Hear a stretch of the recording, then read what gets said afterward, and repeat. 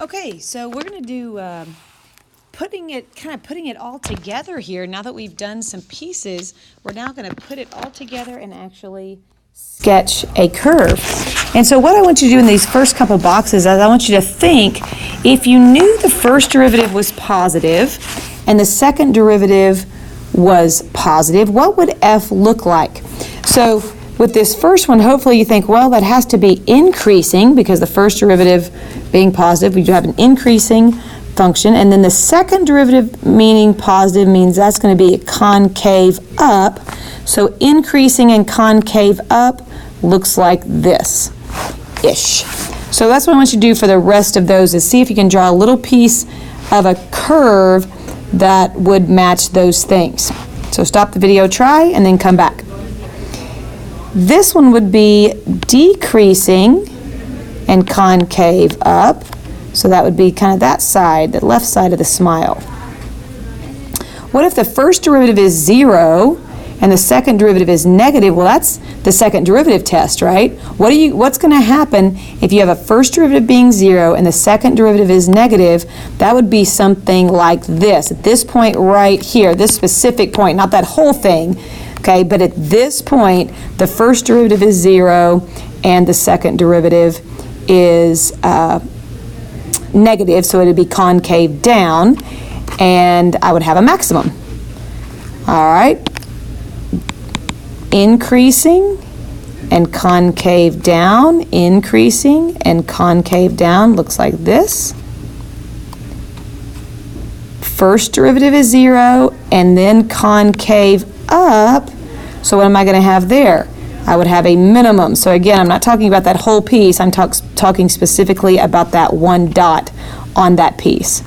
And of course, negative, negative. Let's see, that would be a decreasing concave down piece would look like that. So here's what you're going to have. You have gotten all of the information from f prime and f double prime. So I just kind of wrote out some maxes and mins, a point of inflection, and the second derivative, first derivative sign analysis, and then you have to draw the picture. Now there's many, many, many, many ways to do this, but I will tell you what I do. Okay, the first thing I do is I plot any points, because if I know that 1, 7 is on the graph, well then, you know, kind of helpful to plot it. So I plot that. I have a local minimum at 3, negative 5. I have a point of inflection at 2, 2. So I know I have those 3 dots. Then, what's easiest for me is I kind of dot in the increasing and decreasing. I know I'm going to increase, so F is going to increase, then decrease, then increase. And I literally kind of do this on my graph. And I dot it in real lightly. I'm like, okay, I'm going to increase to 1, which makes sense because I have a maximum. I'm going to decrease to 3, and then I'm going to increase again. And I do it with those straight lines. Then I put the concavity in it. So it makes sense that I'm going to have a concave down piece until 2, and then concave up until after 2. So you can kind of see I just put the concavity in there. So I make it very obvious. I'm like, okay, I need to have a concave down piece. I have a point of inflection, so it's then going to go to concave up, and so this is the point where it changes. Now, I don't care if you erase that dotted piece. That doesn't bother me if you do it real light, but if you dot that in, that's fine. If it bothers you and you want to erase that dotted piece because you just like it better, well, then you do that, okay? It's kind of hard for me to do that on this iPad, but that's what my graph would look like. So why don't you try number 3?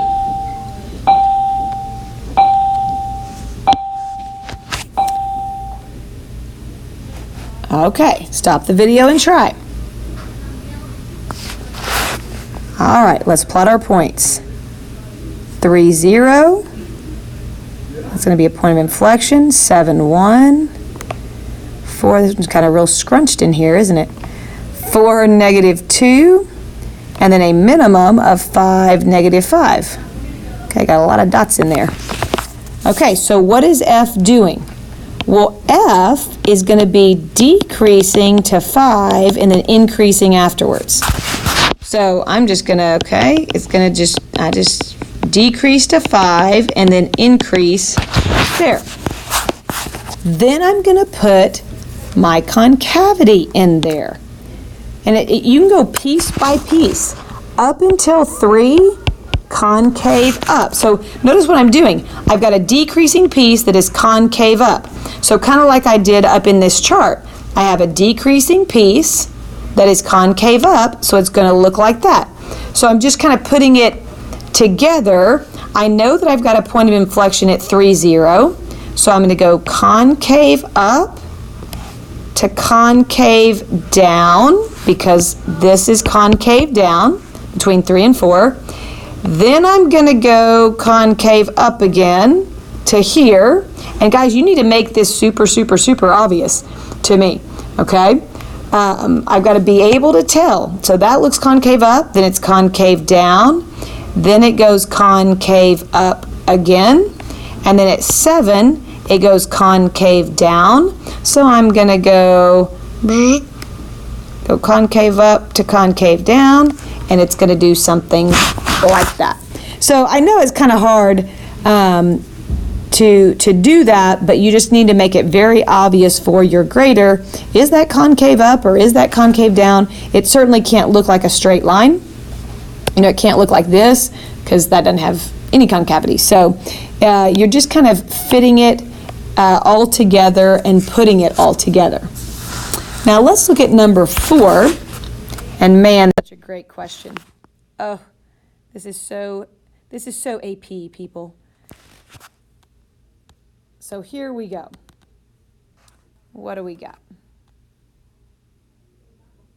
Kind of crooked there. Oh no. Right. Okay. So you're given a graph. Notice this is F prime. I'm going to write that really big because I don't want to forget it. And it's talking about, let me read through my given, because when they have words, you need to read through that. The figure shows the graph of F prime. The graph of F prime has a horizontal tangent at -3, 2, and 5. So -3, 2, and 5. So I'm just going to put those numbers on my graph just so I don't have to keep counting. Okay? And a vertical tangent at x equals 3. So right here, I have a vertical tangent of 3. Okay. And I can assume, again, that these graphs go on forever if they don't stop. So when I write my answers, I'm going to do that. Okay. So let's see what's going on. Letter A, I'm going to label everything neat. Find the intervals of increase or decrease. I like to write my justification first because then it tells me where to look. I'm going to say you're asking, remember you're answering for f of x. F is increasing when f prime what? Is positive. Therefore, now let me write my answer. Well, if I just said, look where f prime is positive, where does f prime have positive y values? Well, you're going to say here, so -infinity to negative. You know what? I'm a silly goose. I just said it goes on forever. It said it was stopped at 7. They didn't put the dots, but they said it, so I need to read more carefully. Good point to make. Silly goose. So let's do that again. So where is f prime positive? That's going to be from -7 to -5. Where else? Right here. So where's that? That's from -1.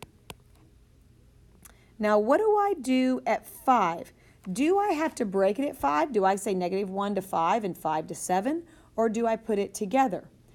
Well, if the derivative is defined everywhere, don't you know, in order to have a derivative, the function has to exist.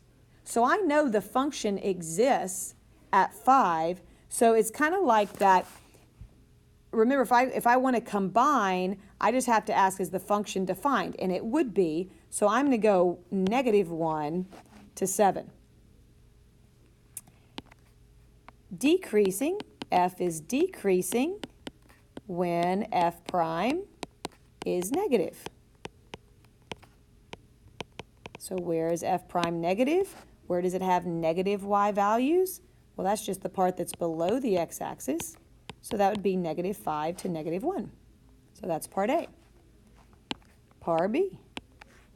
Find the relative max and mins. F has a relative max. Do say the word relative or local. Okay, I'll repeat the same word that's in the question. F has a relative max when f prime changes from positive to negative. Therefore, at x equals, where does it have it? Well, when f prime changes positive to negative, that's right here.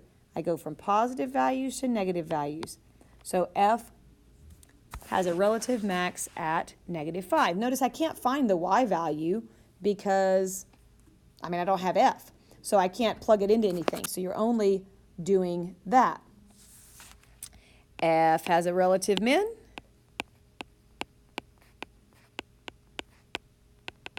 When f prime changes negative to positive. So where is that? Well, that's at x equals -1. Perfect.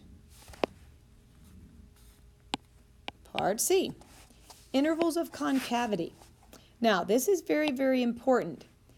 You always want to justify, and you might want to write this in your notes. When it says justify, you must justify with the derivative given. So here's what I mean by that. Obviously, for max and mins, you justify with f prime. You were given f prime, so you probably didn't think about it. But in part C, when it says the intervals of concavity, you're going to say f is concave up when you can't say when f double prime is positive because you're not given the graph of f double prime. So you're given the graph of f prime. So you have to think about, okay, well, what would have to be true about f prime for f double prime to be positive? Well, if f double prime needs to be positive, then f prime would be, f is concave up when f prime is increasing.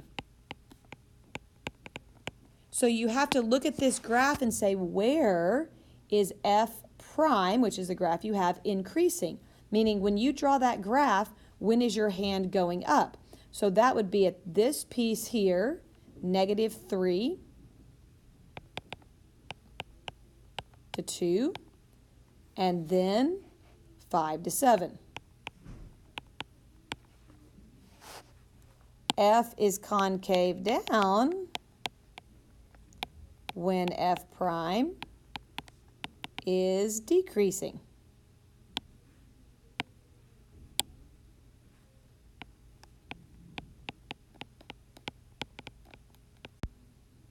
Okay, so where it's decreasing, and this is a little bit confusing, is when f prime is decreasing, so that is going to be from -7 to -3, and then 2 to 5.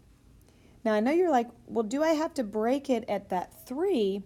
And you don't, because f is decreasing. The derivative, this second derivative doesn't exist there, but that doesn't affect. F prime exists because you have a dot, and of course if f prime exists, then f is going to exist. So you're able to write those decreasing pieces. Part D, F has a POI when what? When F prime, I say changes direction. You can say that. You can also say when F prime changes from increasing to decreasing. Sometimes I see that on keys, from increasing to decreasing, or vice versa. Something to that effect. So that's going to be where? Well, -3, I'm changing from decreasing to increasing, then at 2, then at 5. Now the last part is to sketch a graph. And I wanted to do parts A through D without, by just looking at the graph, noticing that I could do that. Certainly, if it helps you to draw, and what I could have done from the very, very beginning is to do a sign analysis. If that helps you to kind of transfer this information originally, sorry, I'm talking and writing at the same time, and I'm not thinking about what I'm doing. So F prime would change sign at all the zeros there. So let me get those on there. -1, 5, and 7. And of course, my Y values on F prime go from positive to negative to positive, and then they stay positive. I could also do a sign analysis on F double prime. I'll do him in a different color. And then, of course, that's going to change kind of at my increasing and decreasing. So -3 is a big deal. 2 is a big deal. Yes, because that was my max. And then 5 is a big deal. And then, of course, 7. So I'm F double prime. If F is decreasing, that's going to be negative, positive. Between 2 and 5 will be negative, and that's going to be positive. So I could have done that from the get-go, because some people would rather say F is increasing when F prime is positive, and then they just like looking at their positives there. That's totally fine as well. I am now going to try to sketch a graph, and what's difficult about this one is that the y-axis is irrelevant because I can't get any y values. So that's what makes it a little tricky, because you're like, oh, I don't know where to put my dots. And my graph certainly isn't to scale, as I just put those that way. Lots of bells going on today. So here's what I'm going to do. Again, I can't put dots. I don't know exactly where they are. I have a max at -5, so I'm going to just put my max way up here. And I have a min at -1, so I'll put him right there. Now I also have points of inflection at these places, but I don't really know the y values. So what I'm going to do is I'm going to do my increasing and decreasing part. Okay, you told me that F increased to -5, then it decreased here, then it increased all the way after. So all the way like that. So it's going to have that look. So now that I have those things, I could, kind of put in values at my points of inflection. So I'm going to have a dot at -3. That's going to be a point of inflection there. I'm going to have a point of inflection here, and I'm going to have a point of inflection here. Now let me put the concavity in. I can either look at my sign analysis, or I can look at this. F is going to be concave down, so I make it very obvious, concave down from -7 to -3. It's going to be concave up from -3 to 2. It is going to be concave down from 2 to 5, and then it is going to be concave up from, sorry, I shouldn't put an arrow on that. And this is f of x. So you can see I have a horizontal tangent at 5, which matches up with f prime being 0. Okay, so that needs to be on my graph. I have my maxes, so I have my derivative being 0 there. I have my POIs, and that is my beautiful graph. All right. So good luck. This is a great, great, great worksheet. So please practice that. And then you're doing one all from scratch. So given the equation, can you find all the stuff and also draw it? Okay? Good luck.